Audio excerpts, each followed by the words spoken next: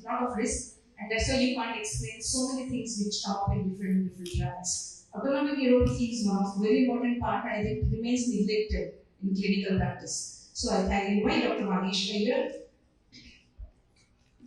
and we have this introductory slide, please.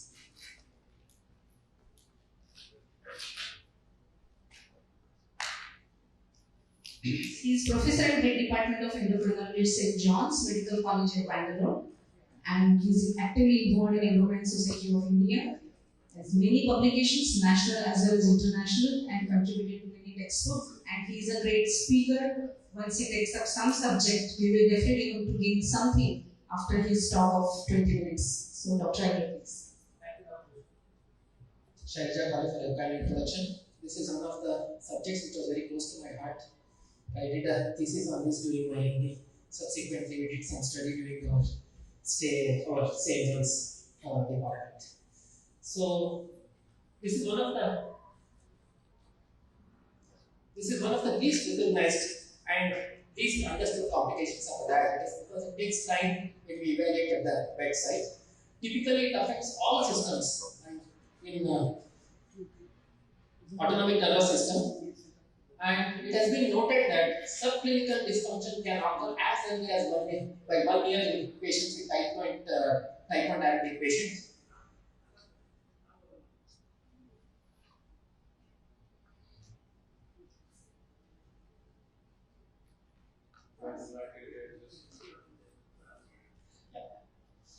Can proceed.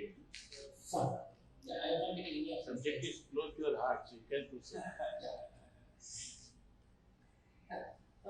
This is an impairment of autonomic control of the cardiovascular system in patients with diabetes. Only we need to exclude all other causes of autonomic dysfunction. Prevalence varies anywhere from 1% to 19% in various studies, but on an average is around 20%. And this is one study by Ziegler, it is around 25% in type 1 and around 35% in type 2. About 7% of diabetics can have this autonomic dysfunction at diagnosis, and it increases with the duration of diabetes and also uncontrolled glycemia. Women are affected more than men.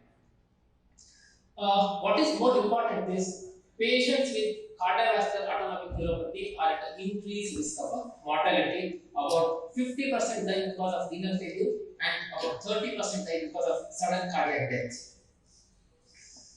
So it is mainly because they won't be able to adjust to the hypoxia.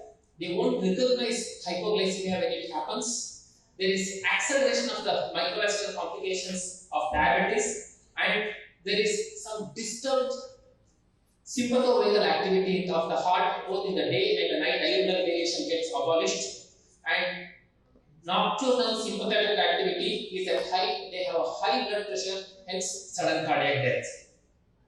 Like any other complications of diabetic neuropathy, lots of pathways and hypotheses have been proposed, right from polyarc pathway to the direct neural apoptosis to the microvascular damage. All these things lead to the cardiovascular autonomic neuropathy, and also similar mechanisms result in diabetic cardiomyopathy. Together, they cause mortality in patients with cardiovascular autonomic neuropathy.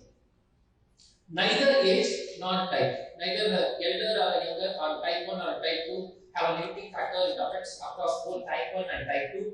Most important thing is poor glycemic control, and it has been shown that intensive glycemic control does retard or reverse the complications.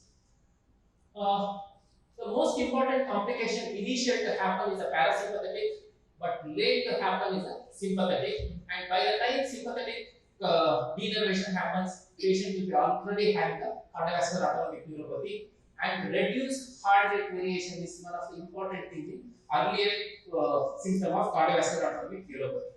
Well, how can we pick up this at the bedside? Resting tachycardia. When pulse rate is more than 90, you suspect. More than 100, you actively investigate. Exercise intolerance in otherwise normal person. Orthostatic hypertension, down leg, is one of the important symptom and clinical manifestation of autonomic neuropathy. Patient may die of cardiovascular mortality, silent ischemia, and most important thing, patient is subjected for a surgery, requires more pressure agents to maintain the BP even under anesthesia. It does pass through subclinical and a clinical phase. Subclinical phase, if you detect, we can prevent progression to the clinical cardiovascular autonomic neuropathy. Important thing is, most of the time we will be picking up the patient in the last orthostatic hypotension, but it is always ideal to pick up at the decreased heart rate variability, which is a subclinical manifestation. So we can do certain autonomic functions to detect at the subclinical so that we can prevent the progression to the clinical cardiovascular autonomic neuropathy. These are the bedside tests which can be carried out when patient is admitted. May not be possible in the OPD basis. It takes around 20 to 30 minutes to carry out these tests. 3 tests are there which are based on the heart rate, what we call it as a parasympathetic test, which is the earliest thing which can happen. That is heart rate response to the deep breathing. Ask the patient to breathe 6 breaths per minute, 5 seconds for inspiration, 5 seconds for expiration, and check the heart rate during expiration and the inspiration. The difference has to be more than 15. Postural tachycardia index, wherein you check the heart rate at the supine and ask the patient to stand up, check the heart rate at the 15th beat and the 30th beat, and also a pulsar manual. These are the tests for parasympathetic function. For a sympathetic function, it's quite late in the natural course of autonomic neuropathy. Systolic blood pressure response to scanning, that's what we call it as postural hypotension, and also increase in the diastolic blood pressure following the sustained hand rate. These things can be carried out at the bedside, and we can arrive for a subclinical or even a clinical dysfunction. But many confounding factors are there for this bedside test. Age, body position like a postural tachycardia index, prior exercise within 24 hours, patient's basal heart rate. If somebody is an athlete, his basal heart rate will be quite low. He may not require a longer duration to manifest with resting tachycardia, use of a caffeine, alcohol, smoking, and also if patient is tested in the afternoon of routines, we can get a certain abnormalities. So based on the abnormal results, if one abnormal heart rate test is there or 2 borderlines are there, we call it as an early involvement, wherein we can control the glycemia, we can reverse. If there is more than 2 heart rate response are abnormal, then it's a definite involvement. Once patient has got a postural hypotension, there or an orthostatic hypotension, there is a severe or advanced, very little we can do for the patient. There is one more investigation which can pick up much better than what we are traditionally doing. This autonomic function test is known as spectral analysis of heart rate variability. It requires a good software and a ECG machine. We do have it St. John's. It is a novel spectral analysis.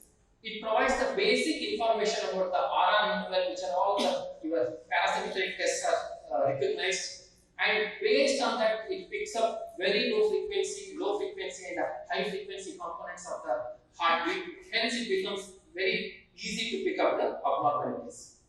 This is one more test which can be done only in a good physiological physiology department is there. That is a vagal and a sympathetic parareflex function. Whenever there is a suppressed parareflex sensitivity, it also indicates there is a subclinical cardiovascular autonomic neuropathy. Scintigraphy is picking up quite well because it picks up the norepinephrine storage in the myocardium. Based on the degree of the norepinephrine, we can see that whether is there a cardiovascular autonomic neuropathy or not. This is one such example where at the baseline there is a good preservation, but as the years of type 1 has progressed, you can see there is a depletion, hence it's not taking up.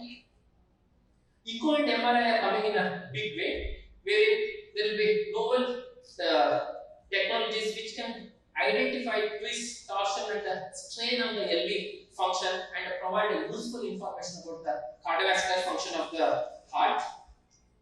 This is the study which we did in St. John's way back in 2007 and it got published in 2011. We studied 23 patients of type 2 diabetes and controls. We did parareflex test, parasympathetic test, and a heart rate variability. And we compared the diabetic patients with the controls. And we found that compared to the controls, diabetic patient had both parasympathetic and sympathetic nerve involvement quite early. These are all the patients between 10 to 15 years of type 2 diabetes.